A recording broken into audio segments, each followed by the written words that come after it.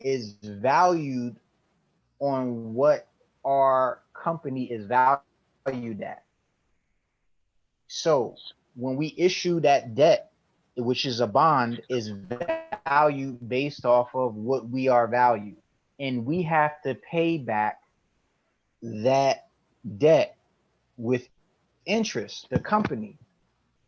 And if you bought some of that bond, you're getting paid that interest that we're paying back that debt. So it's secured by the value of our company. So that's like me going to the bank and getting out a loan. That loan is considered a bond right there. And that's how it works, just like that. And I pay it back. And if you are participating in that debt or that bond, you're getting paid some of that same interest back. But like Latoya said, that's a slow grower. It's slow grower like that. But if our company goes bankrupt and gone, that bond right there is basically, we have to pay the bond back first before the shareholders. Now I can see we have been joined by Mr. Kalasha Daniel from Dar es Salaam in Tanzania. Kalasha, can you hear me? I can see you. Hello, Kalasha.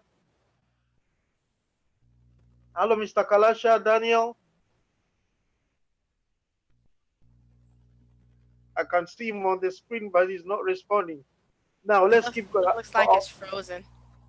Yeah. For those who are watching us now, this we are live on Ben Television. This is Ben TV Sky Channel 175, live from London in the United Kingdom. We are also live on YouTube. We also you can go to www.bentelevision.com. We are streaming live this interview. For those who have got questions, please do not hesitate to join us and ask questions. I think Latoya will give us their contact details once more, so that if you've got further details, questions on how to invest in stock industry, you can ask this honorable gentleman and the lady. Latoya, once more, can you please give us your contact detail? Yes, you can find us, our social media platforms. Everything is The Profit Room on Instagram, on YouTube, on Facebook, on Twitter, or you can visit our website, theprofitroom.com. It is theprofitroom.com. So it is www.theprofitroom.com. For those who want to get in touch with these honorable people here who have started a very brilliant idea, it is now working on me very well, because I've always wanted to invest in stock market, but I don't know how. And I promise that I'll be one of their first clients to find out how. Now, tell me, how do I look out for a good deal when trying to invest in stock? Look for a good company. So I should Good have companies. Yeah, so you you always have to think in terms of what people consume, consumption, and generally what rules the world, as we can see when it comes to corporate or major mega big companies, the Walmarts, the McDonald's, where people go, what people consume, what people wear, where people shop. Generally, those are the first thought of investing. Because if people are always consuming a certain product or a certain company, more than likely the revenues of that company are increasing due to the consumption. So when the company grows in revenue and profits, their shares of the stock generally will grow with them. So I always say, whenever you see a lot of people consuming a certain product, a certain brand, or visiting a certain store all the time, try looking into that stock. honest. You want to add more on that? that's the same thing like Latoya was just mentioning. It's more of consumption. There's a lot of youth out here who wear a lot of like Adidas and tracksuits, inserting other types of clothing. And sometimes that company, that share or stock may be cheaper to buy the company than to buy the sneakers. So instead of buying a couple of pair of those sneakers, you could probably invest in that company. The same thing what I was mentioning before in seasons. If you know the season is going to change and the summer is going to pick up, you could find a company that may do very well in the summertime and you can buy it ahead of the summertime or you can buy it ahead of the wintertime. Or if you're generally very diverse, look at a utility company, right? We all use electric, we all use propane, we all use gas, right? Those are a lot of companies in the UK and throughout the world that are very stable companies. We all need those things in order to live. So if we can invest in some of those companies with products and services we use all the time, that's a great way to start because the more we use them, the more revenue and money the company is going to bring in. And that revenue that comes in, the company is usually going to pass it on to the investor, which is me and you and I. Now, it is common knowledge, Latoya, that if you put your money, you pay for a service or a good, and those goods do not meet their specifications and description, you are entitled to a refund. Now, in terms of the stock exchange, let me say the markets crash and you have put in your money. Are you entitled to any refund? No, it doesn't work like that. With the stock market, there we call it a well-defined risk. What that means is any participant should know when they are putting their money at risk, understand what they are willing to risk. So it's an unspoken truth in a sense where if I put up $1 in the market, I know I'm willing to lose that dollar. That is my risk. So there's no refunds when you're unsatisfied with buying a company stock and it did not do as you expected. The markets do not work that way. The best way is to control your risk, meaning you know what you're willing to risk up front. So just in case you're disappointed, you already have that thought process like, well, you know what? I was willing to risk this in the first place. Is all right. And I would like to I'll add to that, like what Latoya mentioned. Say you put in the market 100 pounds, right? You can put in place and tell the broker if my 100 pounds goes down to 80 pounds, I want you to take me out. I want to take me out. And a lot of people don't do that. They just put the money into the market and they walk away.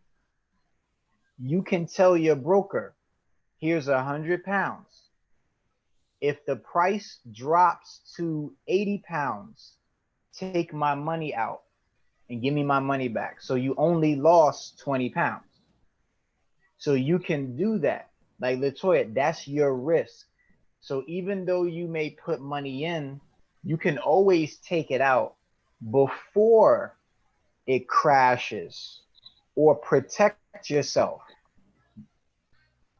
Now, let me ask about yourselves. I understand you have got operations running in the USA and London as well. Is that true? Yeah, we're global. We're all over. We have people in the UAE as well, over in Dubai, Abu Dhabi, all over there. Yes, and in Europe as well. It doesn't matter because we're internet based. We're able to accommodate many people from all over the world in different countries. So it's not just subjected to the United States or in Europe. We're How global. long have you been running? Hmm? How Pardon long me? have you been, how long have you been running? Since 2016. 2016. Have you broken even? In the markets, or what do you mean? How is the business doing? We're doing great. Oh, Oh, you're doing very well. are you regulated by any professional body? Oh no, Are we no. what? Regulated by any professional body. No, so No, we because provide education. We don't take people's money. So that's different. When you take people's money like a broker, then you have to go through regulations. What we do, we educate, we teach people how to do these things and learn about the business. Therefore, we don't fall into the category of regulation because we're strictly education. So presumably you belong to the teachers union. No. I guess so. Yeah, I guess Yeah, so.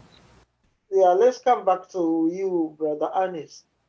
Once more, there is this inkling thing that my viewers watching this program might be asking themselves and say, what is it that you can say to convince me and say stock market is for me?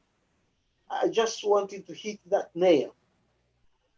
Why Well, is this why is the stock market for me as a black person? the stock market for you as a black person is empowerment, and it's also self-sufficiency. So when you open up a brokerage account, right, like a bank account where you put stocks, they don't look on Google to see where you live at. They don't ask you uh, if you grew up with a father or both parents. They don't ask you your degree of education. They don't ask you how tall you are.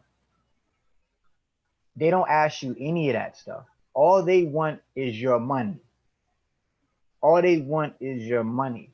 It's an even playing field. There's no way where you can get pushed away from a promotion from a job because of how you look or who you don't know, right? There's none of that situations where you may feel inferior. It's you versus the stock market. It's you versus everybody behind that screen. You can have a share of a company, Latoya can have a share of a company, and somebody else have a share. You'll never know. You can walk past a black man and a black woman, and maybe a white man and a white woman, and y'all could own the same company in stocks, and you would never know. So, that being said, when you're trading or investing, there's no racist, there's no bias behind it. Because when you're making that transaction, it's all about skill and talent based off of what you know, not what somebody else tells you to do. It's an open market. And that's one way you can gain that power back besides asking somebody for a raise or looking to get a promotion and turn down or things of that nature. And I've seen it for myself. Latoya's seen it for herself, and hundreds of other of our students have seen it for themselves. Because it doesn't matter what background you have, where you're from, who you know. The market just wants your money, but you just can't give it your money or your pounds without having education. That's the only way you could win is having the education. And that's what I would tell somebody, especially a black man of color, because it gives you that power because you can control your finances. You can control what you do, and nobody else has to tell you what to do.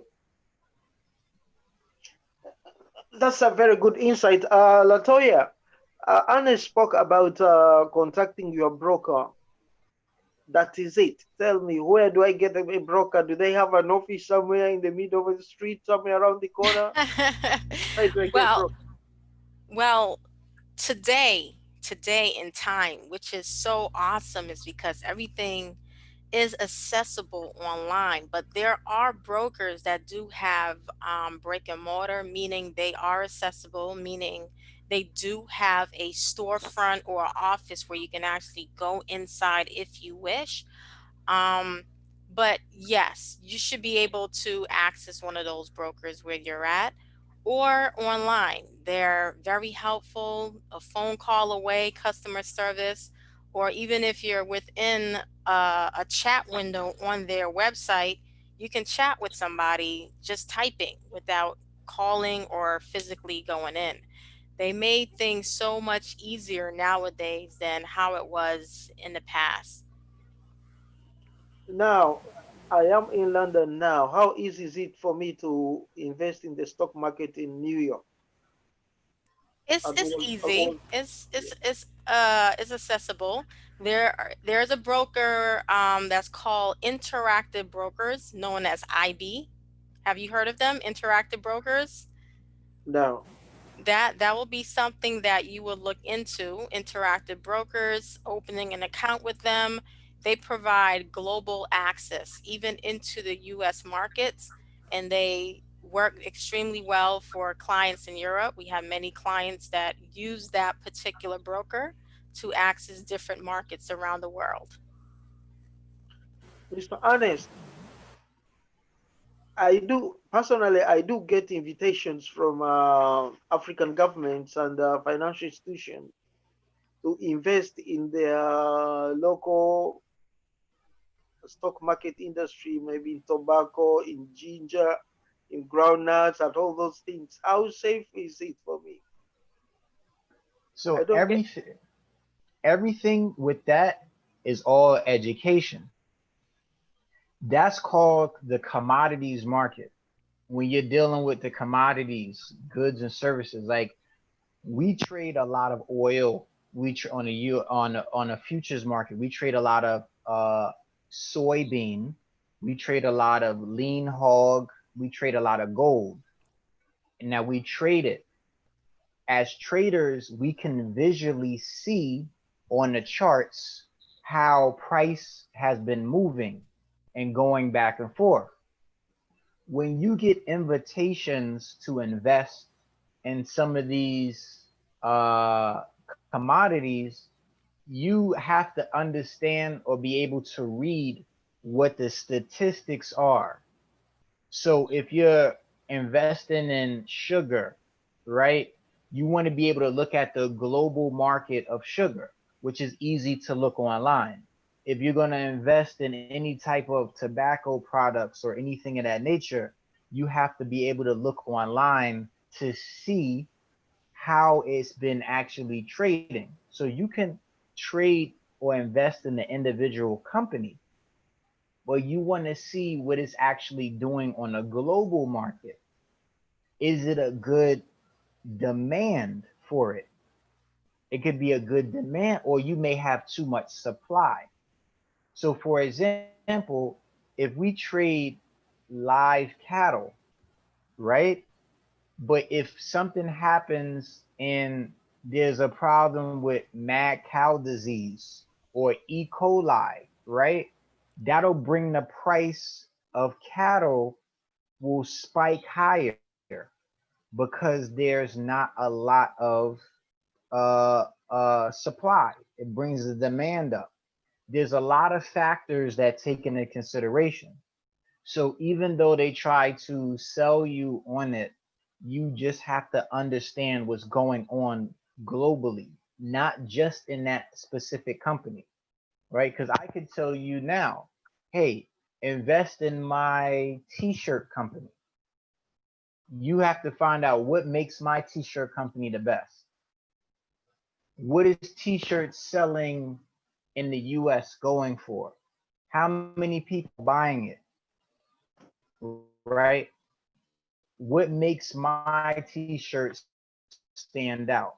So that's the same thing with anything: sugar, tobacco, all of that stuff. You have to make sure that everything is up to date, everything is straight, and before you put your money in, you want to know what type of returns you can get.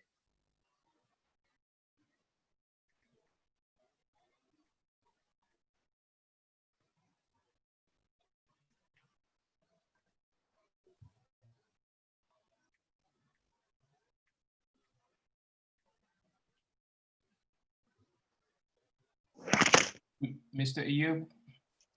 Yes, sir. Can you hear me? Yes, I can hear you. Mhm.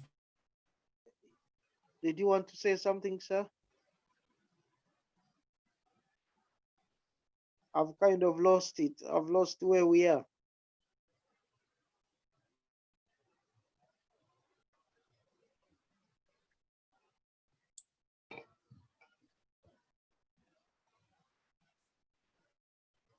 No, I was just wrapping up and just telling you about how you just have to do the research before you invest in any type of commodity, especially sugar, tobacco, or anything in that nature. Thank you so much. What I could say is that thank you, thanks everybody. We are going to organize a very big more one more big meeting next time. At the moment, it is part of our program to make sure that we educate our people. They learn about who we are and what opportunities we have during these difficult times. I know because of the COVID-19, lots of people have lost earnings. They are struggling to understand how they will survive. But the issue here is that there is always a way. Hard times require hard measures. There is always a way to survive in this difficult time. And and Latoya and Mr. Ernest, thank you so much. We'll keep in touch. I'm going to see whether next week we are going to bring in the director of the Tanzania Stock Exchange and the director of the Kenya Stock Exchange as well. And then we take it from here. What do you think? That'd be awesome. Yeah, we're welcome to come and talk to them. That'd be great. Thanks. On the last note, could you please tell us again your contact details? Sure, you can find us at www.theprofitroom.com or on any social media platform, Twitter, Instagram, IG, or Facebook at The Profit Room. Thank you for watching. Next time, same time. Thank you. Bye. Bye bye. Have a good one.